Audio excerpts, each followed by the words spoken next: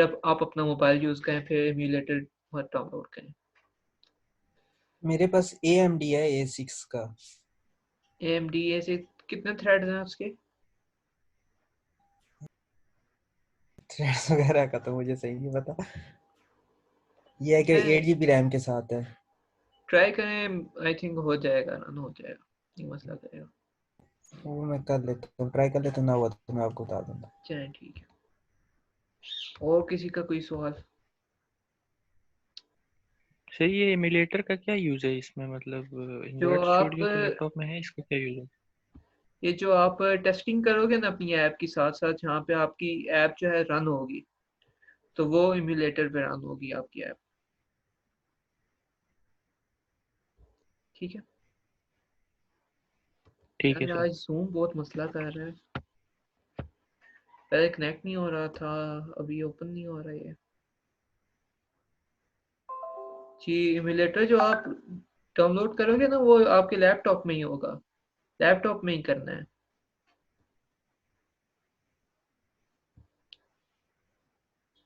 वो आपका Android studio के साथ चलेगा ना इम्यूलेटर।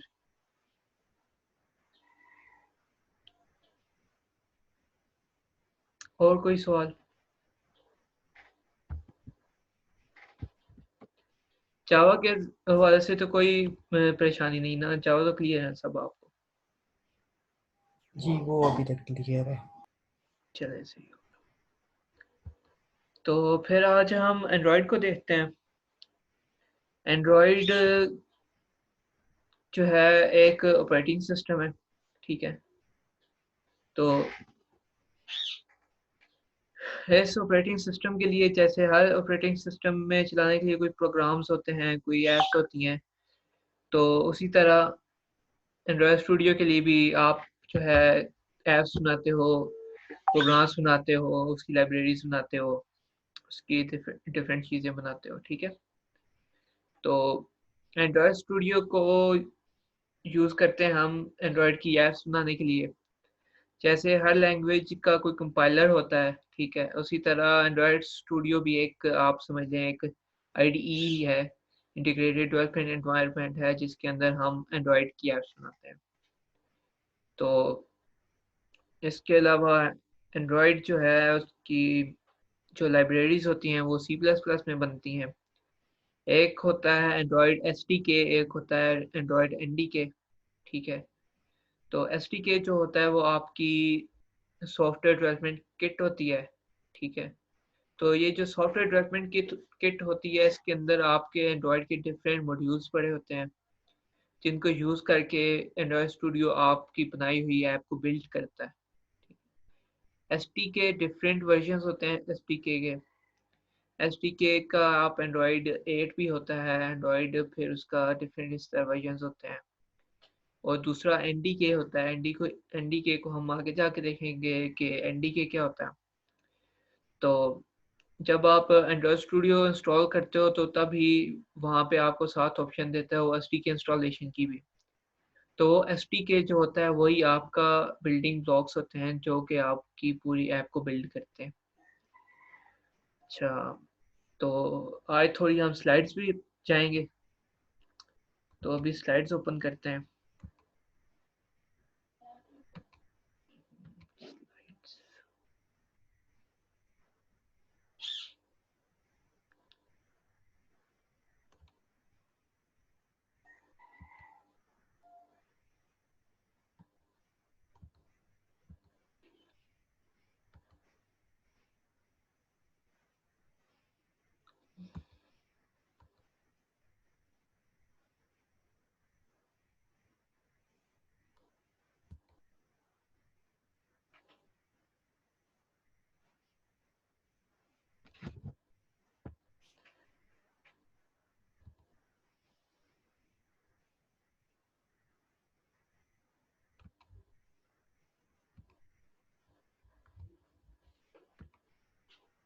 अच्छा, सबको स्लाइड शो हो गई हैं?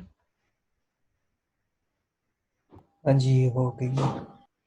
तो आज थोड़ी हम स्लाइड्स को देखते हैं। तो सबसे पहले हमने जो चीज़ देखनी है वो एंड्रॉयड का प्लेटफॉर्म है, कि एंड्रॉयड प्लेटफॉर्म असल में है क्या। ठीक है। तो गूगल जो है वो इसको ऑन करती है। बेसिकली ये ओपन सोर्स है, इस पे मुस्लिम लोग काम कर सकते हैं, लेकिन इसकी इमेज एक जो डिफरेंट कंपनीज को सेल होती है, वो एक एंड्रॉयड इमेज जो है वो गूगल ने ओपन सोर्स नहीं रखी हुई। ठीक है। तो एक इसकी इमेज जो है वो ओपन सोर्स है। जब आप लोगों ने सुना होगा कि हुआवे के ऊपर बैन लग गया था, ठीक है, तो जो हुआवे पे बैन लगा के उसके नतीजे में एंड्रॉयड जो गूगल का है, जो गूगल की अपनी पर्सनल इमेज है जो सेल करता है, तो वो इमेज हुआवे यूज नहीं कर सकता था। अब उसकी एक ओपन सोर्स इमेज है जिसको गूगल ऑन तो करती है, लेकिन वो ओपन सोर्स है, उसको कोई भी यूज कर सकता है बगैर किसी चीज की पेमेंट के। ठीक है। तो अब हुआवे ने वो ओपन सोर्स एंड्रॉयड को यूज करना शुरू कर दिया। तो ये दो एंड्रॉयड की टाइप्स हैं कि एक जो है कमर्शियल है, एक ओपन सोर्स है। अच्छा, उसके बाद ये हमें बताता है कि गूगल का जो एंड्रॉयड है ये है क्या चीज़। ये बेसिकली एक ऑपरेटिंग सिस्टम है जो कि मोबाइल डिवाइसेस में पहले शुरू हुआ, फिर मोबाइल डिवाइसेस से अब ये हर एक चीज़ के अंदर जो है यूज़ होने लग गया है। वो मोबाइल्स हों, आपका एंड्रॉयड एंड्रॉयड प्ले हो, सॉरी एंड्रॉयड ऑटो हो, जो कि आपकी कार्स वगैरह में यूज़ होता है, या फिर आपकी होम डिवाइसेस हों, इंटेलिजेंट होम डिवाइसेस जो होती हैं उनमें भी जो है एंड्रॉयड यूज़ होता है। मतलब कि अब एक मोबाइल से शुरू होके अब एंड्रॉयड पीसी के ऑपरेटिंग सिस्टम तक आ चुका है, और हर एक जगह पे वो एंड्रॉयड यूज़ हो रहा है। तो एंड्रॉयड की जो जब आप ऐप बनाते हो तो वो ऐप आपकी मल्टीपल प्लेटफॉर्म्स पे रन हो सकती है, लेकिन उसके लिए आपको साथ उसको ऑप्टिमाइज करना पड़ेगा हर एक चीज़ के लिए। तो एंड्रॉयड स्टूडियो आपको टैबलेट के लिए अलग यूआई बनाने की ऑप्शन देता है, आपको मोबाइल के लिए अलग यूआई बनाने की ऑप्शन देता है, आपका जो एंड्रॉयड ऑटो है उसके लिए अलग बनाने की ऑप्शन देता है। लेकिन ये आप तक है कि आप अपनी जो आपकी यूआई है वो सेम रखना चाहते हो या डिफरेंट रखना चाहते हो। तो इस तरह आप सेम यूआई या डिफरेंट यूआई के साथ सेम कोड को यूज़ करके अपना कोडिंग का टाइम बचा के सिर्फ थोड़ा यूआई पे काम करके अपनी एक ऐप को मल्टीपल प्लेटफॉर्म्स पे रन करवा सकते हो। ठीक है। और मिडलवेयर है कि एंड्रॉयड जो है डिफरेंट ऑपरेटिंग सिस्टम्स के साथ लिंक करके जो है अपनी सर्विसेज फ्राहम कर सकता है। फिर की एप्लीकेशंस हैं, इसका मतलब ये है कि आप जो है इसकी डिफरेंट एप्लीकेशंस बनाते हो एंड्रॉयड के, उनको यूज़ करते हो। ठीक है। तो एंड्रॉयड ऑपरेटिंग सिस्टम जो है ये जिस चीज़ पे बेस करता है वो लिनक्स कर्नल है। ठीक है। कर्नल वो चीज़ होती है कि जो आपका ऑपरेटिंग सिस्टम होता है जब वो लोड होता है यहाँ से लेके उसका जब ख़त्म होता है, जब आप किसी डिवाइस को ऑफ करते हो, तो उसकी सारी चीज़ को जो चीज़ हैंडल करती है वो कर्नल होता है, ओएस कर्नल।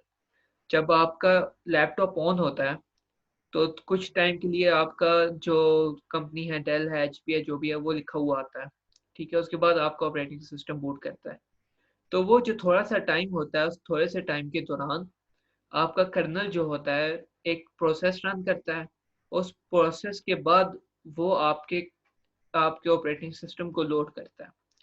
तो कर्नल जैसे फौज में कर्नल होता है, उसी तरह का आपको कर्नल समझ लें इसको कि हर चीज़ को ये कंट्रोल कर रहा होता है। तो लिनक्स कर्नल के थ्रू ये जो है आपको सिक्योरिटी फ्राहम करता है। आप सब जानते हैं कि लिनक्स जो है सबसे सिक्योर ऑपरेटिंग सिस्टम है, तो उसी को यूज़ करके उन्होंने एंड्रॉयड बनाया है ताकि ये जो हम सिस्टम बना रहे हैं ये सिक्योर हो। उसके बाद मेमोरी मैनेजमेंट जितनी होती है, प्रोसेस मैनेजमेंट जितनी होती है, पावर मैनेजमेंट, हार्डवेयर के जितने ड्राइवर्स होते हैं आपके मोबाइल फ़ोन्स के, ये सारी चीज़ जो है आपका लिनक्स का जो कर्नल है उसका बेसिक वो हैंडल करता है। बाकी जो एंड्रॉयड की एप्लीकेशंस हैं ऊपर वो चीज़ ये उनको ये हैंडल नहीं करना पड़ता। ठीक है। आप लोग ऊपर तो उसमें जब हम मेमोरी मैनेजमेंट पे जाएंगे तो आप देखें कि जब हम किसी चीज़ की मेमोरी मैनेज करते हैं तो हमें एक एक चीज़ का ख्याल रखना पड़ता है। तो बजाय इसके कि आप अपनी ऐप बनाते हुए इसकी पॉइंटर्स की एलोकेशन डी एलोकेशन मेमोरी की जो है एक्सेस को एक्सेस करो, फिर उसको रिमूव करो, ये सारी चीज़ें आप को जो है ज़्यादा टाइम लेंगी। तो इस चीज़ से बचने के लिए एंड्रॉयड वालों ने पहले ही सारी memory management, security, process management और पावर मैनेजमेंट सारी खुद कर ली है, ताकि आप सिर्फ ऊपर वाली लेवल पे आके सिर्फ एंड्रॉयड की ऐप बनाओ, बाकी जो नीचे की चीज़ें हैं उसको आप जो है भूल जाओ, और उसका काम सारा उन्होंने खुद कर दिया है। अच्छा, नेक्स्ट चीज़ है कि एक सबसे कॉमन जो ऐप व्यूज़ हैं, ऐप व्यूज़ से मुराद ये है कि सबसे कॉमन तरह की जो चीज़ें हैं जो कि हर एक ऐप के अंदर मौजूद होती हैं। सबसे पहली चीज़ लॉगिन है, हर ऐप में तकरीबन मौजूद है, रजिस्टर है, फिर आपकी जो स्ट्रीमिंग सर्विस है, स्ट्रीमिंग सिर्फ वीडियो की नहीं हो सकती, स्ट्रीमिंग आपके डिफरेंट पोस्ट शेयरिंग हो सकती है, आपकी यूट्यूब की वीडियोस हो सकती हैं, आपकी अपनी वीडियोस हो सकती हैं। फिर जिस ऑर्गेनाइजेशन के लिए आप डिटेल्स आप ऐप बना रहे हो उसकी डिटेल्स होती हैं तकरीबन हर ऐप के अंदर। उसके बाद है हमारे पास क्रिएशन, कि कोई चीज़ आपने मैसेज क्रिएट करना है, कोई पोस्ट क्रिएट करनी है, कोई ट्वीट लिखना है तो वो होगा। फिर आपकी प्रोफाइल सेटिंग्स, और अगर वो ऐप मैप्स को यूज़ कर रही है तो उसमें मैप्स होंगे। तो ये चीज़ें ऐसी हैं कि जो तकरीबन हर एक ऐप के अंदर मौजूद होती हैं, और आप इस सब चीज़ों के साथ फ़ैमिलियर होगे, ठीक है? उसके बाद आता है हमारे पास एंड्रॉयड का आर्किटेक्चर। एक में मैं दोबारा आपको दोबारा क्लास शुरू करता हूँ, एक काम आ गया है थोड़ा मुझे।